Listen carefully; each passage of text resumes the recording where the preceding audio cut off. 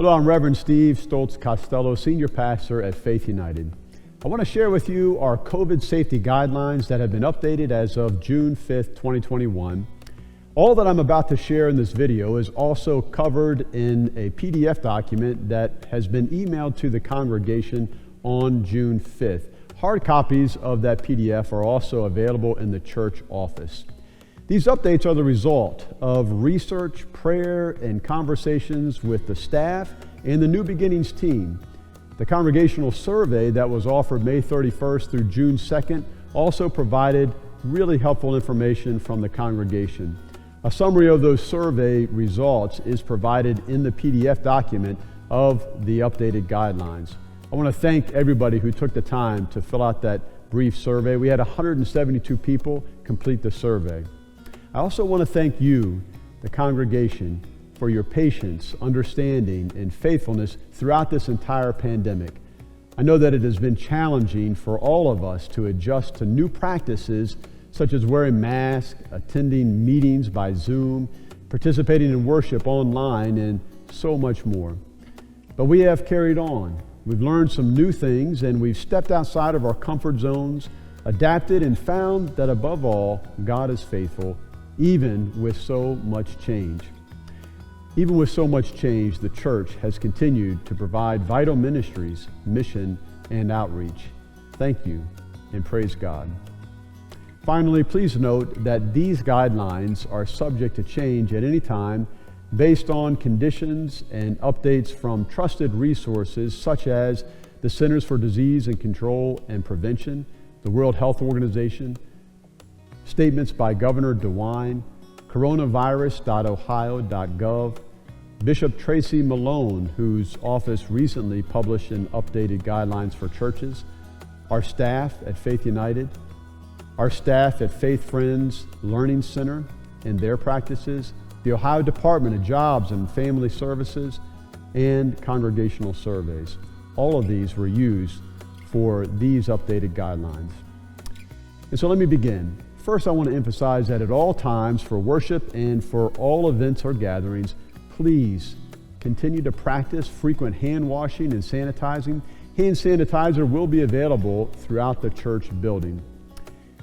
If you have any symptoms of COVID-19 or other spreadable illnesses, please stay home. I want to list some of those symptoms of COVID-19. They include a sore throat, nausea or vomiting, muscle or body aches, diarrhea, fever or chills, cough, fatigue, headache, shortness of breath or difficulty breathing, new loss of taste or smell, and congestion or a runny nose. We will continue to provide and offer online worship as a live stream. That'll be available for both the 8:30 traditional service and the 11 o'clock modern worship services. They will be available every week, and they will also be archived for on-demand viewing at any time via YouTube or the church website. Online worship is actually considered a valued alternative to in-person worship for a variety of reasons, including travel, illness, medical conditions, caring for family members, and even just preference. I want you to know that we value our online worshipers as part of our growing faith community. And it is our intention to always provide an online option for worship. This option is especially helpful for those who may feel uncomfortable or just don't feel safe coming to in-person worship yet or at this time. And especially if you hear from these revised COVID safety guidelines, if there's anything in there that makes you uncomfortable, we encourage you to use the online worship as an alternative way to engage in worship. Mask wearing. Effective tomorrow, June 6th, masks will be optional for adults who are fully vaccinated, and that applies for in worship or gatherings of any kind, such as small groups, ministry team meetings, etc. Adults who are not fully vaccinated, for their safety and for the safety of others, we ask that you would please wear a mask. Those who are fully vaccinated need to understand that that is defined as at least 2 weeks after your final vaccine shot. Youth and children are welcome to wear a mask or not, whether they're vaccinated or not. That is a parental choice. Nursery care and children's ministry staff and their volunteers will be required to wear a mask at all times indoors, regardless of their vaccination status. Now, this is following the updated guidelines provided by the Ohio Department of Job and Family Services. It's also the guidelines that our Faith Friends Learning Center is following. I want you to know that no one will be asked to verify if they have been fully vaccinated. We're simply trusting that everyone is going to do what is in the best interest and safety for all people. Next, you'll recall that we have been using a plexiglass barrier here in the chancel area of the sanctuary. Effective June 6th, the plexiglass will no longer be present as a safety measure. Many have been asking about when we can sing and worship. Effective June 13th, we will be welcoming for all persons to sing in worship. And some have been asking about printed bulletins. You know, we've been using the QR code for online access to bulletins. But starting on June 13th, we will be providing a number of printed bulletins for those who would like to use them. Now, we'll continue to provide the QR code for those who would like to access the bulletin digitally. That is a wonderful alternative to help us be better resources of our time and financial resources. It's also a great way to be good stewards of the environment. The modern worship service at 11 will not be providing printed bulletins because we've not been providing printed bulletins for that service for more than 10 years. That's nothing to do with the pandemic. However, again, you can access a bulletin even for the modern worship service digitally through the QR code. Some are asking when we will be able to have the hymnals and the Faith We Sing return to the pews. That will occur on June 13th as well. Also on June 13th, we'll be returning the pew pads or fellowship pads. Some people call them attendance books in the pews. And those will be available, as well as the QR code if you would like to register your attendance again through the online resources. I want to encourage you for social distancing. Some are going to be more comfortable still to have that social distancing with every other pew blocked off. Some are eager to be able to remove those barriers and sit with their friends and other members of the church.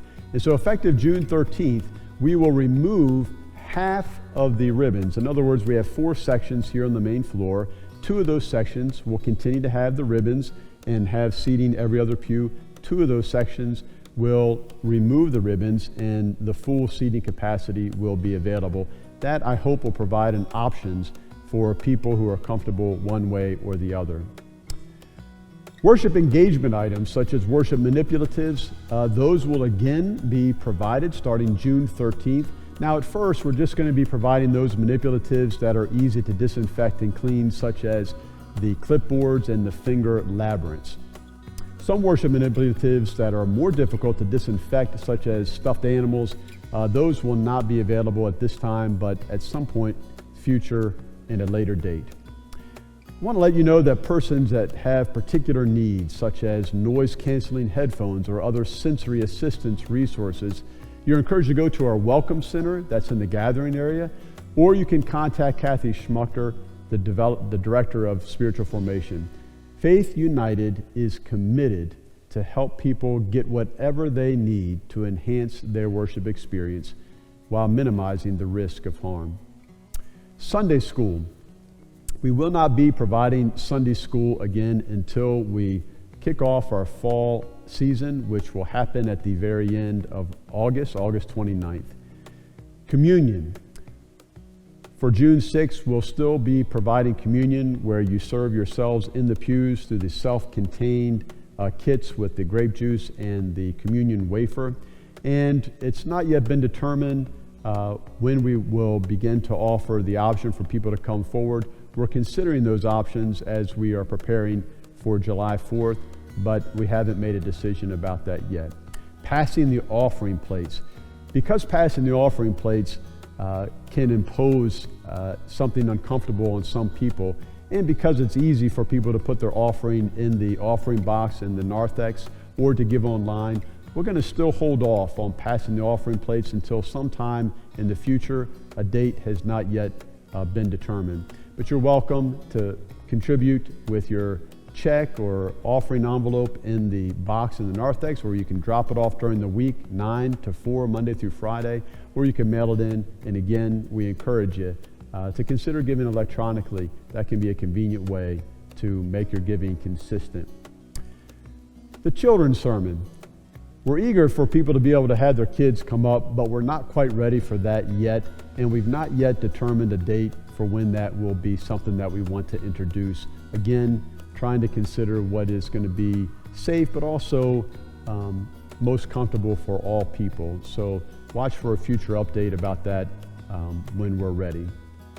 I want to say a word about social distancing in general. So I want to just encourage all of us to be mindful of the comfort level of others when you are engaging in fellowship. It's encouraged to have fellowship outside if the weather is helpful for that. That's always a safer option. And we want to encourage you to still try to maintain a 3 to 6 foot distance to help prevent spread and just for people's comfort level.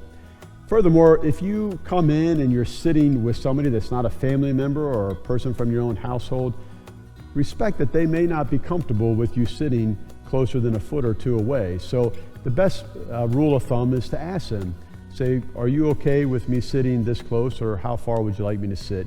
We just need to be really intentional about communicating with others and respecting people's level of comfort.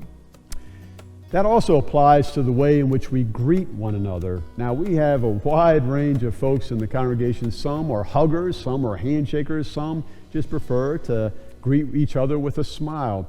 And that's been true even before the pandemic, but especially now that we are still in the middle of this pandemic. We're not over it yet, and people have different comfort levels. So before you rush in and give someone a hug or even offer a handshake, it's good to ask them and to give them an opportunity to express and communicate what level of comfort they are when it comes to the way that we greet one another.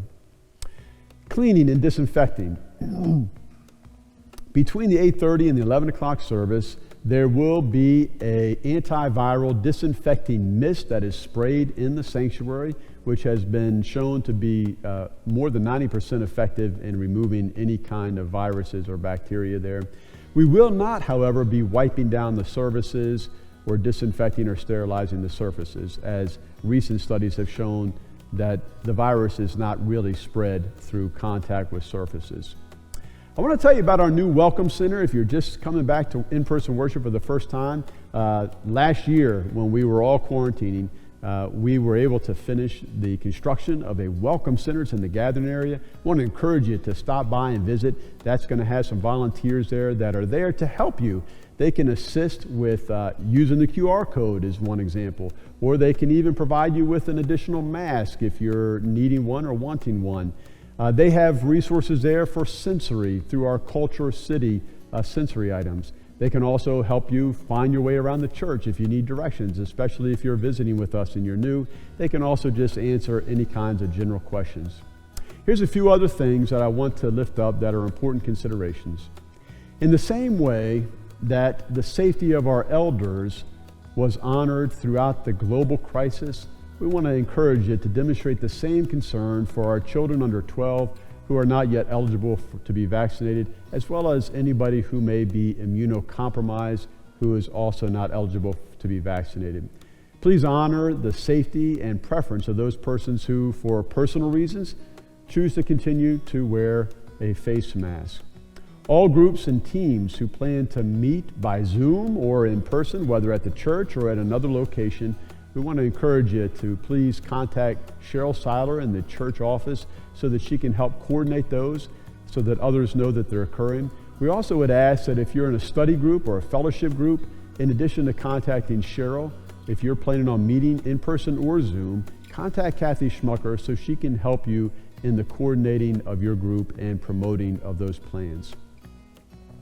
I hope these guidelines make sense, and whether you agree with all of them or not, I just pray that you can sense the caring spirit and the best intentions that have gone into the discernment and the drafting of these new revised guidelines.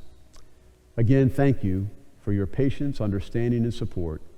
If you have any questions, please feel free to reach out to me personally by email or text or a phone call. You can also contact Kathy Schmucker or Jake. They have also been on the New Beginnings team. We want to do all we can to bring us back to worship and again to honor everybody's level of comfort as we make our way through the final stages of this pandemic. Thank you for watching.